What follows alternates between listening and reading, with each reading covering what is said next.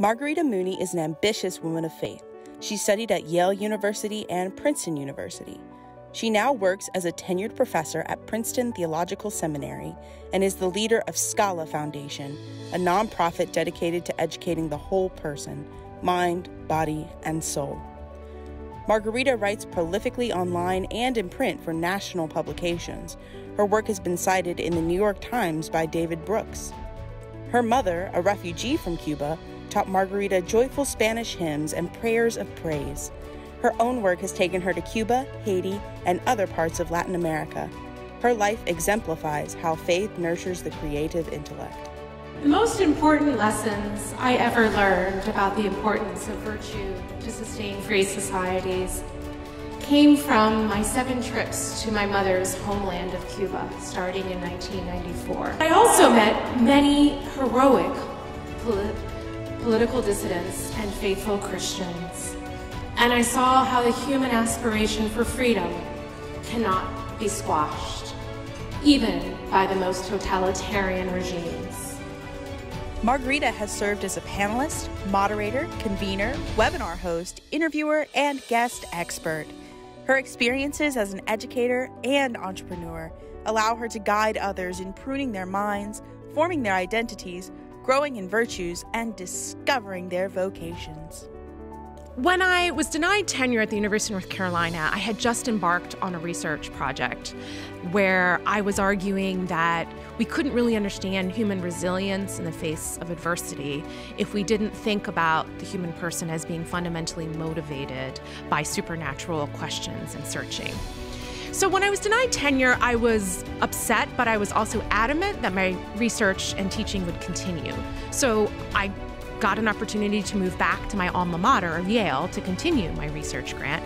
But my dream was really to move into one of Yale's residential colleges where I had been a student and just make my life more centered around student community. So I got an apartment in Calhoun College, and I opened up the doors of my apartment, basically doing a reading club in my apartment called the Calhoun Happiness Project, reading Gretchen Rubin's book, The Happiness Project. I thought I would get 5 students. I got 25, and they kept coming back. And guess what? They were not happy. They were miserable. And I began to ask, how is it that these kids can be so high functioning, yet so devoid of purpose and meaning and friendships? And although I was upset and didn't know where my career was going, I just threw myself into the community life of what college is supposed to be. Margarita has struggled and ultimately succeeded in forging an untraditional path as a scholar and public speaker.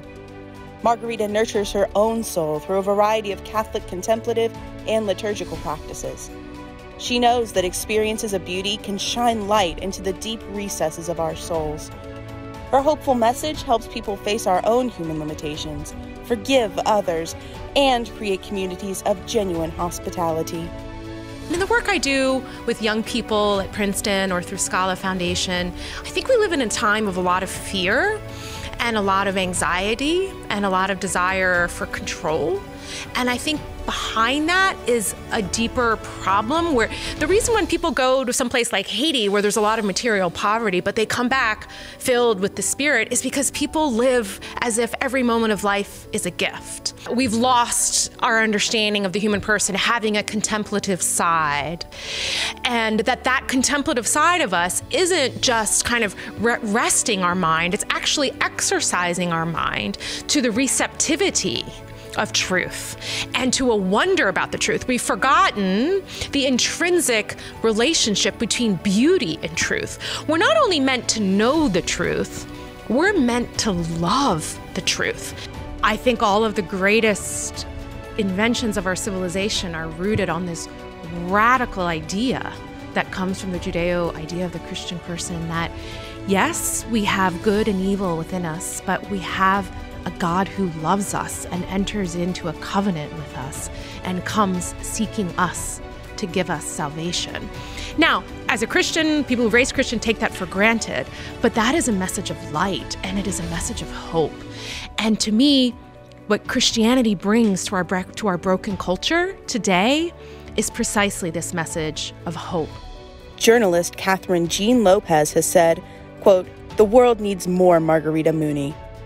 Margarita speaks to student groups and educators, as well as women's groups, professional associations, businesses, entrepreneurs, and faith groups. Margarita leaves audiences inspired to live a life rooted in sacramental living. She motivates others to embrace all of life as a gift and reach their greatest potential as creatures of God.